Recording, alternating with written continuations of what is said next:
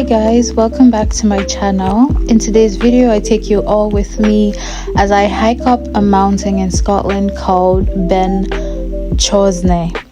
This hike took my friend and I approximately 3 hours 38 minutes to go up the mountain and back down the mountain. It was not a big enough friendly hike, in all honesty, but it was beautiful. The views were incredible. At a point I was really tired. I actually wanted to quit halfway, but I'm so glad I persisted and made it to the top.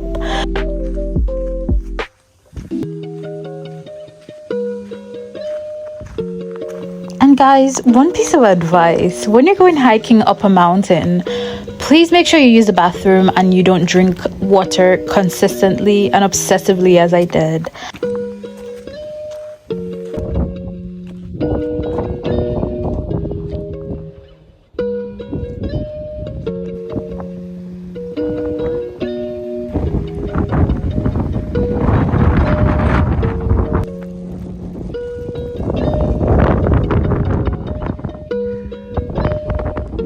And this is what the top of the Munro looked like. It was so beautiful and we could hardly see anything.